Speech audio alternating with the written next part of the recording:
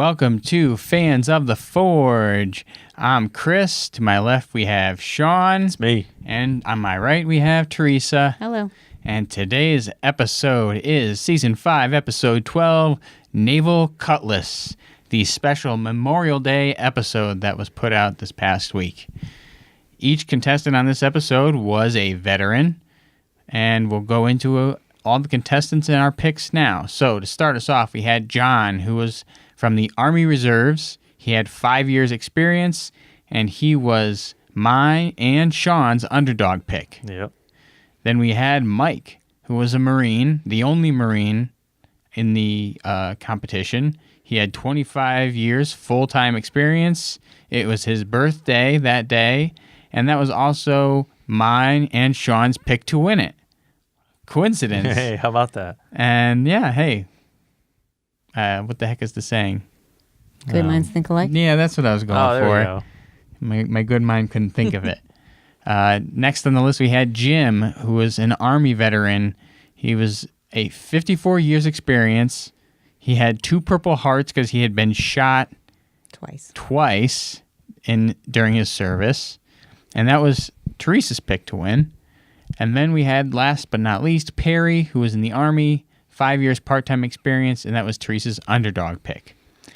So, for round 1, they were tasked with making a combat knife, and they had to harvest the steel from a Czech hedgehog, which was basically an anti-tank structure that would be built in the field using angle iron that was built kind of almost like a teepee that crosses up. It's almost like from the Jacks. Yeah, it looks like a jack from like when you played jacks as a kid.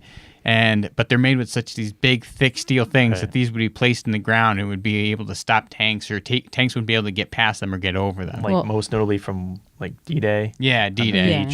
And the thing about those is as you push them to try to get them out of the way, they dig deeper into the ground. Yeah. They had to combine the steel that they harvested from the hedgehog with 1090 steel. And from there, they all went into it. Everyone was making a sanmai. They worked together to harvest the steel from the hedgehog. John went with the taco technique. Now, that was a technique that I had first seen and you had first seen when we watched the recent episode. We looked back to watch the episode that Ben Abbott was the first time he competed on it. And he did the taco technique. And that was the first time we saw that for a sanmai, was when Ben did it. It just so happened that they brought that technique back, and John used that one for his blade. Other notes we have, Perry was working the steel way too cold.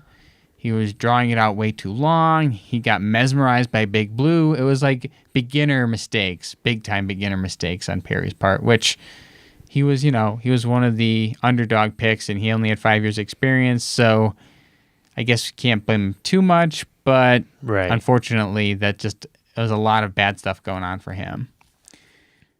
Mike's was not forge welding properly, so he had to start over.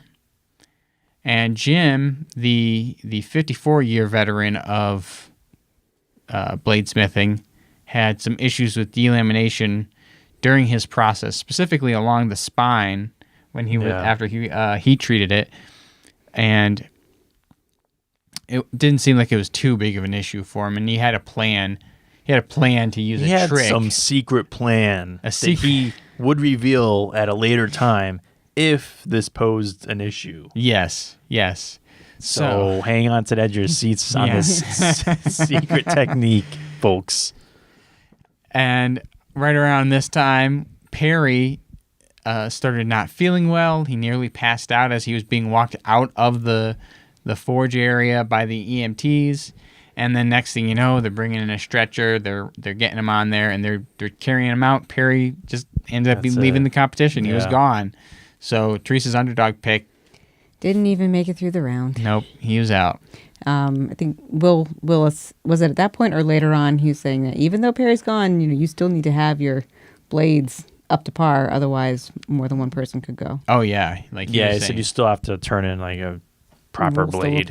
Right.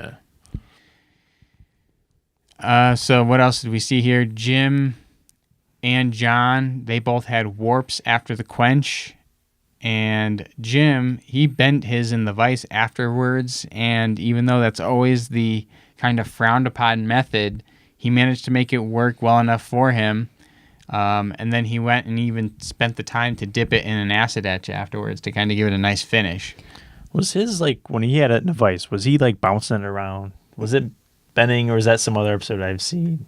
Probably. Yeah, and rather than it was like boing, bending, boing, boing, boing. yeah. It's like, Yeah, it was a little much. yeah. Question though, for as much as they don't like when they do this vice bending, have we seen it break yet?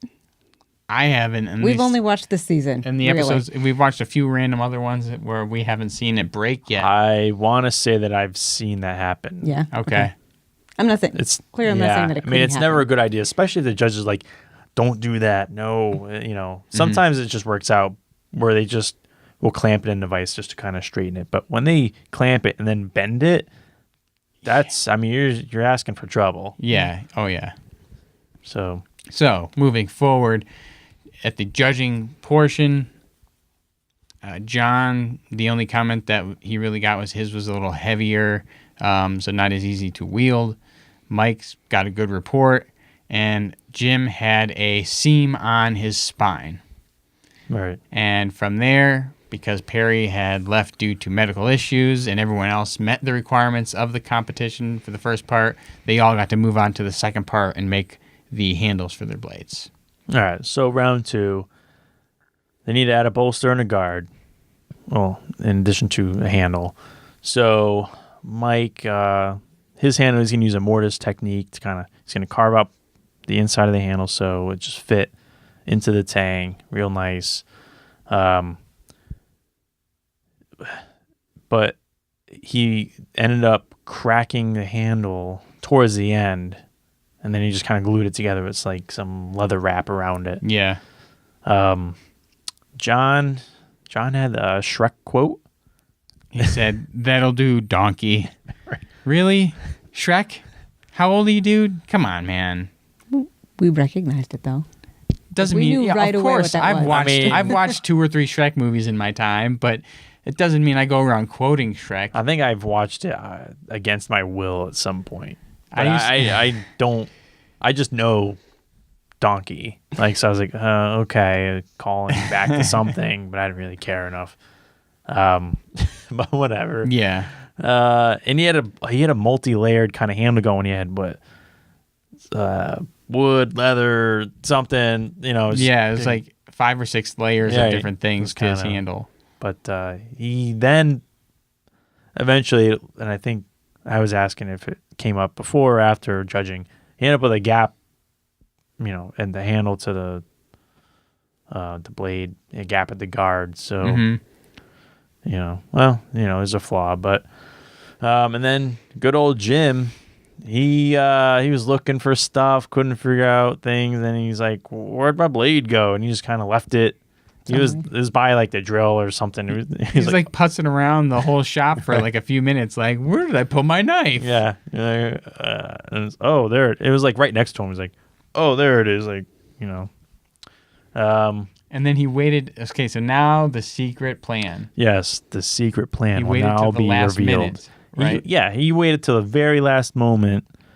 He was like, "I'm gonna show you my secret plan or whatever," and because his spine was still jacked up, and so he just took an angle grinder and just hacked into the top of it, just putting some cuts into it to make it look cool. It was or some to of the- hide it. Like they made it out like it was like a cool thing. Like Will Willis is like, oh, he's adding saw teeth to it. But I'm Yes, like, that looks yes. like shit. All right. Will was really excited about it, and it's kind of a callback to like the K bar where you got those kind of teeth in the top of it. But these were just, I mean, they weren't nice teeth. They were just jagged, nasty things just to hide the, Yeah, he was hiding the delamination. he had. and the other judges were like, okay, well, we still know that the delamination's there, but okay. So, I don't understand why you thought that was a trick. I could take an angle grinder and do that to anything I want. Right. There's nothing special about it. It was just there was like- nothing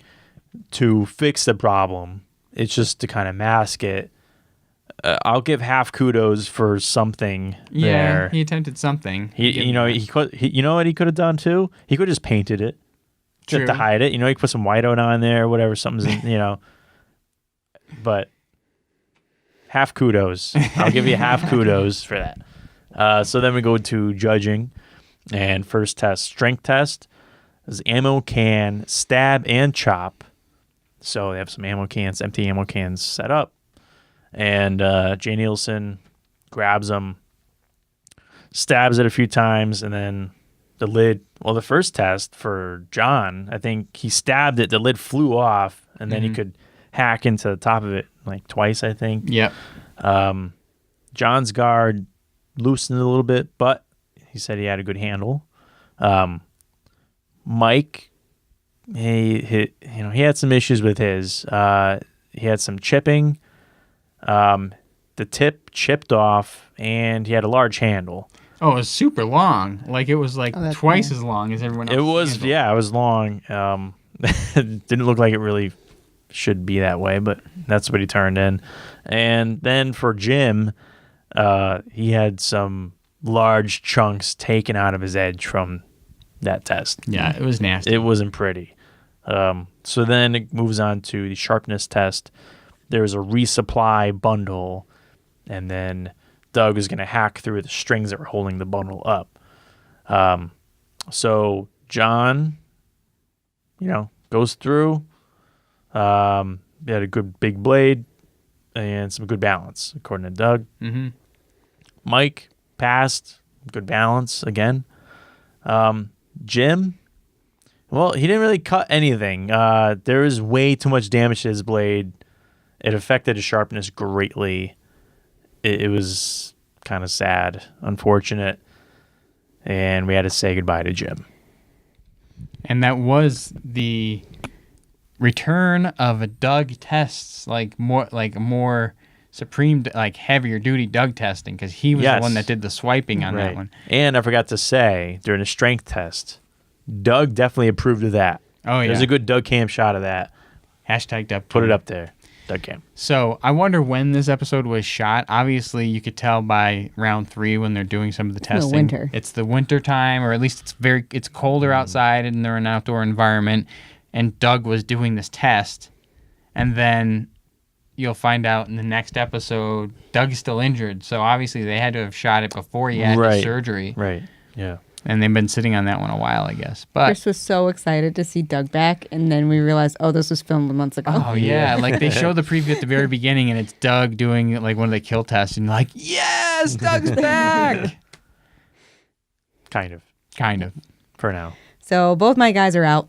No points for me today. Womp womp. Womp womp. Round 3, we've got when they go home for building the next blade, the USM 1917 Naval Cutlass, based on the Dutch Army Cutlass. And it was used largely for cutting ropes and sometimes people, depending on what needed to happen. So they go back to their home forges, and Mike finished in 2 days. So on day 1, blade totally done and quenched. Then on day 2, he was doing his handle and guard piece. And his mentor said something to the effect of, if you can't get a blade forged and ready for heat treat in 3 hours, get out. Yeah. So that was kind of his driving force. And I wonder if his mentor's been on this show, because clearly he'd be ready. Oh, yeah. I mean, you would think. And not a whole lot of attention was then given to Mike because he didn't do anything for the next 3 days. Right, nothing to do. He was hanging out with his dog. Yeah, he's playing with his dog. Yeah. So then John, he started with his handle, and really no major issues. The quench was good. He applied glue to the blade to make it look smoky. And then they headed back to Connecticut for their testing. Yeah. I'm so excited to realize that I recognize this range from... So we're watching the show, and Teresa goes, wait, rewind it and pause it. I go, okay. So rewind it and pause it. She's like, I was right. I know that range. I've been there. I was looking for archery ranges a couple of years ago, and this is only a gun range, so I didn't actually get to go and enjoy the Blue Trail range, but, it was there. I was very excited. So they go for the testing at the range. They start with the strength test where Will Willis is shooting at the swords, and he's an amazing shot. It's so impressive. 45 caliber round at each blade. and both of them pass. Split that bullet. Yeah. It was pretty cool to see that. I was really impressed by Will Willis with that one. Who's too. also a veteran. So thank you for your service, guys. All of them. Yes. Thank you. Moving on to the kill test, they had the ballistics dummy. Again, both passed. The only critique was really Mike's very large handle that he had inscripted on the handle, right? It was on the Or on the guard part. On the guard, all of the different armed services and when they were formed. Right. So it was large enough to fit all of that information. And, between that and the handle, that was the only critique. And then it was also the only critique on the sharpness test where they had to get through this big mass of vines, briar-type vines, which, again, both passed. So, great 3 tests from the home forge blades, but that large handle ended up being the downfall for Mike, and Jim wins. Yep. Right, John wins. John wins. I'm so John. sorry. I wanted Jim to win. Yeah. John wins. And his guard and handle were so huge compared to, not John, Mike's handle was so big compared to John's. Like, it was really kind of ridiculous to look at it and then see them testing it that way. Right. So, like, it makes sense that was what ended up being the thing that booted him from the competition. I don't know. I don't know if Mike had just large hands. I mean, he was a larger guy, but Yeah. But I don't think his I don't hands know are that that was that big much of a- larger. I don't know. But you know what? We got to watch Doug do some kill tests and the sharpness tests here. He did both of those tests. Yep. And so just watching Doug in action We was know he's coming back to full force. Yeah. Just a matter of time. except Get that better was soon, prior Doug. to lack of force. He's not. Never mind. It'll be soon. He's recovering from He's surgery. going to be back to full strength in the shows. Yeah, soon enough, hopefully. But anyway, so that was the episode. So with John winning, that means Sean and I both had our underdog pick win, which means 2 more points. Did we happen to... I didn't write it down, so based on last week's, add 2 for both the boys. I'll And- update 2 or the- something. I'll add the scorecard here. This is going Yeah. to be the first one I could be put in the up this lead. week. I don't know at this point. That You ain't know I'm good. still That's at probably not going to 12? happen. I think I'm still at 12. No, I don't know about that. I think I you're didn't at get points 6. taken What? away. Out of here. So I'll have each of everybody's score right in front of us right here as I do this. Woo! And then in the next episode we'll update with some even higher scores, depending on who wins. So thank you for watching. Again, this was season 5, episode 12. Fans of the Forge, remember to like this video, subscribe to the channel, leave us a comment. If you have any other content you want to see us do or talk about in relation to Forged in Fire, let us know. And do want to say thank you to Drew Goodson, who was one of the contestants on the Zonde Spear episode this season. He actually left a comment on that video, and one of his friends turned him on to our videos, and he watched it and gave a little bit of inside information. So go check out his comment on that video, and you can kind of find out some behind-the-scenes information. If I had it ready, I would tell you now, but just go look at the comment. I'll just apologize because I gave some kind of harsh critique on that one. Right? Not against Drew, but against the guy I was competing with at the very end. Yeah, we both criticized his technique for making the spear. There was some lack of information on the show, and not knowing this information, I hammered this guy pretty hard. So I apologize for that to the other guy. I don't even know his name. I don't remember now, but anyway. Sorry, buddy. Yeah, any criticism we had... It wasn't your fault. It was based off of knowledge that we did not have at the time. It's not your fault. Anyway, we'll leave it at that. It's not your fault. Hey, and if you liked this video and you saw Drew's comment and you want to see if we could maybe get Drew to come on for an interview, hey, Drew, Hey, we'd interview you. Anybody that's been on the show, if you want to get interviewed, Dorn, we're looking at you. Hey, we want to try some interviews and stuff out. So if you're on the show and you want to talk about your experience, contact us. Otherwise, I might start reaching out soon on Facebook to some of the contestants I see in the discussion group and see if anybody's interested in Skyping in for an interview. So maybe that's something to look forward to in the future. Who knows? Ooh. And with that, we'll call it an episode. So thank you for watching, and we'll catch you in the next one. Bye-bye. It's not your fault. It's not your fault. You cut it out, man. It's not your fault.